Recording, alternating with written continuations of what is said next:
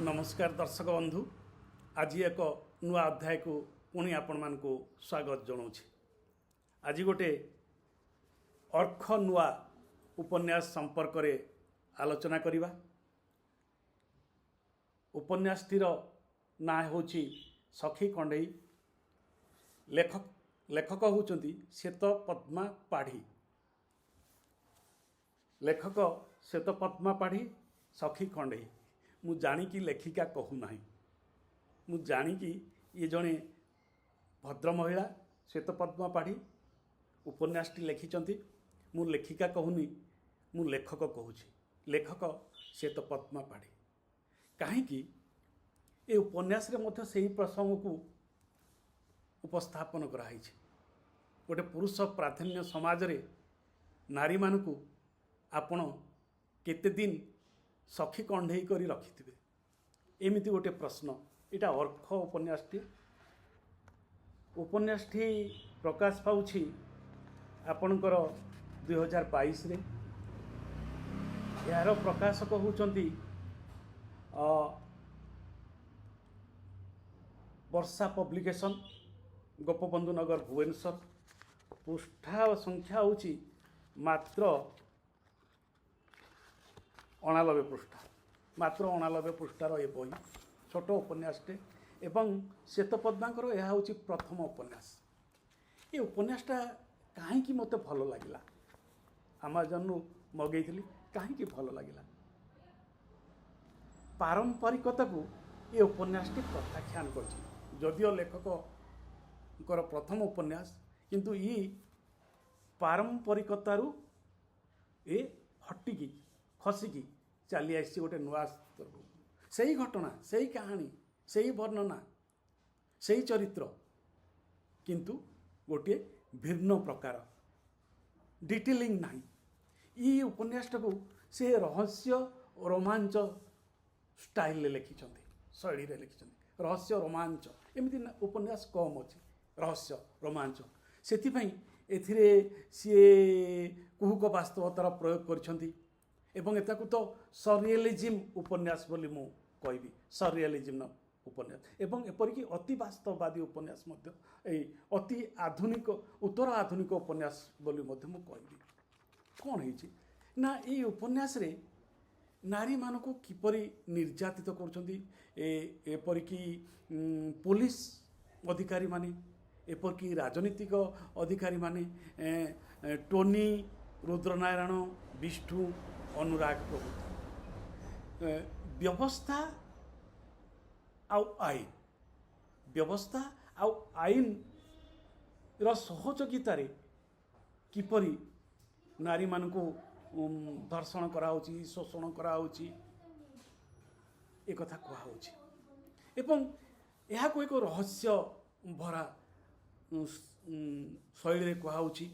एवं सबुठु बड़ कथा होची ये उपन्यास रे जे भांगी भांगी भांगी भांगी कथा गुड़िक कहुची। उत्तर आधुनिकतार जोटा गोटे शैली, क्रोनोलोजी ना, विभिन्न प्रसंग आउसी। एवं बहु समय मत तो मन है ये जो श्रुति बोली जो चरित्रटी से जीवंत कि मृत ता मु शेष पर्यंत मो धारणा को आसी पारानी। गोटे से मृत बोली कहुई, गोटे तेणु यही जो कुहुक वास्तवता, ये कुहुक वास्तवता ये उपन्यास को रहस्यमय और रोमांचमय कर देछि। एठी किए अछंती ना रागिणी, श्रुति, अनुराग, अर्पण, विकास, टोनी, रुद्रनारायण, विष्णु एवं करीम चाचा। तेणु ये जो श्रुति एवं रागिणी एवं करीम चाचा का झील, ये जो रुद्रनारायण परी, विष्णु परी, टोनी परी समाजर क्षमताशाली व्यक्ति माने किपरि शोषण करुछंती, से शोषण कथा कहुछि। किंतु नारी शोषण, नारी निर्यातना, किंतु ताको टिके भिन्न शैली कहुछि। सेथिपई ए उपन्यासटी भारी रोमांचकर लागिबो जे जाहाको भी।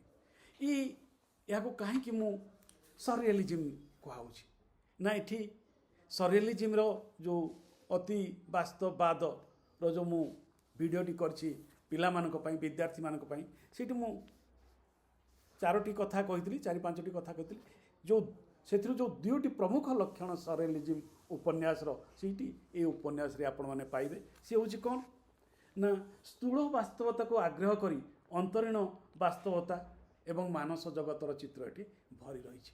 ରାଗିଣୀ, ଶ୍ରୁତି, ଅର୍ପଣ, ଅନୁରାଗ, ବିକାଶ ଏମାନଙ୍କ ସମସ୍ତଙ୍କର ମନୋଜଗତରେ, ବାସ୍ତବ ଜଗତରେ ଗୋଟିଏ ପ୍ରକାର ଜୀବନ ଏବଂ ମନୋଜଗତରେ ଆଉ ଗୋଟିଏ ଜୀବନ। ଶ୍ରୁତି ଓ ରାଗିଣୀର ବାସ୍ତବ ଜୀବନ ଓ ମନୋଜଗତ ଏକା ହେଉଛି, କିନ୍ତୁ ଅନୁରାଗର, ରୁଦ୍ରନାରାୟଣର, ବିଷ୍ଣୁର ଏମାନଙ୍କର ବାସ୍ତବ ଜଗତ ଓ ମନୋଜଗତ ଭିନ୍ନ ଭିନ୍ନ। ତେଣୁ ଏହି ଭିନ୍ନତା ଭିତରେ ଯେଉଁ ବିରୋଧାଭାସ ରହିଛି, ବିରୋଧାଭାସ, ସେ ବିରୋଧାଭାସକୁ ଅତି ସଂକ୍ଷିପ୍ତ ଅଥଚ ପ୍ରଭାବଶାଳୀ ଭାବରେ ଲେଖିକା ଉପସ୍ଥାପନ କରିଛନ୍ତି। ଦ୍ୱିତୀୟଟି ଯେଉଁଟି ସରେଲିଜିମ୍ର ବଡ଼ କଥା ହେଉଛି ଯେ ଯୁକ୍ତି ନୁହେଁ, ଆବେଗ, ସ୍ୱପ୍ନ, ସମ୍ଭାବନା। ଏଇ କଥା ଗୁଡ଼ିକ ଏଠି ଅତି ଗଭୀର ଭାବରେ ଲେଖିକା ବା ଲେଖକ ଉପସ୍ଥାପନ କରିଛନ୍ତି। କମ୍ ଅଭିଜ୍ଞତା, କିନ୍ତୁ ସେ କମ୍ ଅଭିଜ୍ଞତା ଭିତରେ ଜୀବନକୁ ସେ ଯେପରି ଭାବେ ଦେଖିଛନ୍ତି, ଗୋଟେ ଯୁବ ସୁଲଭ ଉନ୍ମାଦନା ସମଗ୍ର ଉପନ୍ୟାସଟାକୁ ଆଚ୍ଛନ୍ନ କରି ରଖିଛି। ସ୍ୱପ୍ନ ରହିଛି, ସମ୍ଭାବନା ରହିଛି ଏବଂ ସେହି ସ୍ୱପ୍ନ ଓ ସମ୍ଭାବନାକୁ ହାତଛଡ଼ା କରିବା ପାଇଁ ଚାହିଁନାହାନ୍ତି। ଇଏ ହେଉଛି ବଡ଼ କଥା, ହାତଛଡ଼ା କରିବା ପାଇଁ ଚାହିଁନାହାନ୍ତି। ରାଗିଣୀ ଆଉ ଶ୍ରୁତି ଇ ନବପ୍ରଜନ୍ମର ନାରୀ, ନବପ୍ରଜନ୍ମର ଏକବିଂଶ ଶତାବ୍ଦୀର ଏମାନେ ସଶକ୍ତ ନାରୀ। ତେଣୁ ନିଜ ଭାଗ୍ୟକୁ ଭାଗ୍ୟ ହାତରେ ଛାଡ଼ିଦେବା ପାଇଁ ସେମାନେ ପ୍ରସ୍ତୁତ ନୁହନ୍ତି। ସେମାନେ ସଂଗ୍ରାମ କରିବା ପାଇଁ ପ୍ରସ୍ତୁତ। ସେମାନେ ନିଜର ଅସ୍ମିତାକୁ ପ୍ରତିଷ୍ଠା କରିବା ପାଇଁ ସେମାନେ ପ୍ରସ୍ତୁତ। ସେଥିପାଇଁ ସେମାନେ ସଂଗ୍ରାମ କରୁଛନ୍ତି। ସେମାନେ ସେଥିପାଇଁ ମଧ୍ୟ ଯୋଜନା କରୁଛନ୍ତି ଏବଂ ଶେଷରେ ସେମାନେ ସେଥିରେ ସଫଳ ହେଉଛନ୍ତି। ଏଇଠି ଉପନ୍ୟାସରେ ନାଟକୀୟତା ଭରି ଦେଇଛି, ରୋମାଞ୍ଚ ଭରି ଦେଇଛି। ଟୋନିକୁ ଯିଏ ଖଳନାୟକ ବା ଅଣନାୟକ, ସେଇ ଅଣନାୟକକୁ ରାଗିଣୀ ଆଉ ଶ୍ରୁତି ମିଶିକି ହତ୍ୟା କରିଛନ୍ତି ଏବଂ ହତ୍ୟା କରିବା ପରେ ବିକାଶର ସହାୟତାରେ ସେମାନେ ମଧ୍ୟ ନିର୍ଦ୍ଦୋଷରେ ଖଲାସ ହେଇଯାଉଛନ୍ତି। ଇଏ ହେଉଛି ଗୋଟେ ନବ ପ୍ରଜାତିର ଉପନ୍ୟାସର ଭାଷ୍ୟ ମଧ୍ୟ। ତେଣୁ ନାରୀମାନଙ୍କୁ ଯେଉଁ ସହାୟତା କରି ଦେଖାଉଥିଲା, ନାରୀମାନଙ୍କୁ ଯେଉଁ ଦୁର୍ବଳ କରି ଦେଖାଉଥିଲା ଏବଂ ସେମାନଙ୍କୁ ଯେଉଁ ପୁରୁଷ ନିର୍ଭର କରି ଦେଖାଉଥିଲା, ଶ୍ଵେତପଦ୍ମା ତ ସେଥିରେ ବିଶ୍ୱାସ ରଖିନାହାନ୍ତି। ଜଣେ ନାରୀ, ତେଣୁ ନାରୀମାନଙ୍କୁ ସେ ଶକ୍ତିଶାଳୀ କରିଛନ୍ତି, ପୁରୁଷର ସମକକ୍ଷ କରିଛନ୍ତି। ସମକକ୍ଷ ନୁହେଁ, ପୁରୁଷର ଆଗକୁ ଗୋଟିଏ ପାଦ ଆଗକୁ ନେଇଛନ୍ତି। ସେଥିପାଇଁ ତ ସେମାନେ ଟୋନି ପରି ବ୍ୟବସ୍ଥାକୁ, ଏଟା ମୁଁ ବ୍ୟବସ୍ଥା କହିବି, ସେ ପୁରୁଷ ନୁହେଁ, ସେ ବ୍ୟବସ୍ଥା, ଧନତାନ୍ତ୍ରିକ ପୁଞ୍ଜିବାଦୀ ବ୍ୟବସ୍ଥା ଏବଂ ଏପଟେ ଶାସନ କ୍ଷମତାର ବ୍ୟବସ୍ଥା, ମଧୁଯାମିନୀ, ମଧୁଚନ୍ଦ୍ରିକା ରହିଛି ସବୁବେଳେ ସମାଜରେ। ଗୋଟେ ପଟେ ରାଜତନ୍ତ୍ର ଆଉ ଗୋଟେ ପୁଞ୍ଜିତନ୍ତ୍ର। ଏ ରାଜତନ୍ତ୍ର ପୁଞ୍ଜିତନ୍ତ୍ର ସମାଜକୁ ଯେଉଁ ନିୟନ୍ତ୍ରଣ କରୁଛନ୍ତି, ତା ବିରୁଦ୍ଧରେ ଏଠାରେ ଏକ ବିପ୍ଳବ ବାଣୀ ଅତି କମନୀୟ ଭାବେ ଶ୍ଵେତପଦ୍ମା ଉପସ୍ଥାପନ କରିଛନ୍ତି। ତେଣୁ এই ଉପନ୍ୟାସଟାକୁ ପ୍ରଥମେ ମୁଁ ପଢ଼ିଲି, ବୁଝିପାରିଲିନି। ପ୍ରଥମେ ପଢ଼ିଲି ବୁଝିପାରିଲିନି ଏ ଉପନ୍ୟାସ କ'ଣ କେମିତି ଗୋଟିଏ ଷ୍ଟୋରି, କିନ୍ତୁ ଯେତେବେଳେ ମୁଁ ତାକୁ ଆଉ ଟିକେ ଅଧିକ ଭାବରେ ପଢ଼ିଲି, କ'ଣ ତା ଭିତରେ ବକ୍ତବ୍ୟ ରହିଛି, ଏତେ ଲୋକ ତାଙ୍କୁ ପ୍ରଶଂସା କରିଛନ୍ତି, କାହିଁକି ସେ ପ୍ରଶଂସା କରିଛନ୍ତି, ତାପରେ ତାକୁ ମୁଁ ଆଉ ଟିକେ ପଢ଼ିଲି। ପ୍ରଥମେ ଗୋଟେ ରହସ୍ୟ ରୋମାଞ୍ଚ ଭରା ଡିଟେକ୍ଟିଭ୍ ଉପନ୍ୟାସ ନୁହେଁ, ରହସ୍ୟ ରୋମାଞ୍ଚ ଭରା ଗୋଟେ ବିପ୍ଳବୀ ଉପନ୍ୟାସ ପରି ଲାଗିଲା। କିନ୍ତୁ ଯେତେବେଳେ ତା ଭିତରକୁ ମୁଁ ଆସ୍ତେ ଆସ୍ତେ ଆସ୍ତେ ଆସ୍ତେ ଆଉ ଟିକେ ପ୍ରବେଶ କଲି, ସେତେବେଳେ ଲେଖକଙ୍କ ମାନସିକତାକୁ ମୁଁ ବୁଝିବାରେ ସମର୍ଥ ହେଇପାରିଲି। ଏଇ ଉପନ୍ୟାସଟି ସେଥିପାଇଁ ମୋତେ ଭଲ ଲାଗିଲା ଏବଂ ନିଶ୍ଚିତ ଭାବେ ଆପଣମାନଙ୍କୁ ବି ଭଲ ଲାଗିବ। ଯଦି ତାକୁ 2-3 ଥର ପଢ଼ିବେ, प्रथम थर आपण को गोटे साधारण रहस्य रोमांचकर प्रेम कहानी थिबा उपन्यास परि लागिबो किंतु जेतेबेले ताकू टिके बुझिबे से जो झील मान वेदना सहित आपण एकत्रित हेबे एवं से जो शैली रे भंगा भंगा शैली रे कथा गुड़ा कहुच्छी ताकू जेतेबेले एकाठी गुंथिबे एवं गोटे निर्यास रे पहुँचे सेतेबेले आपण को उपन्यासटी खूब भल लागिबो।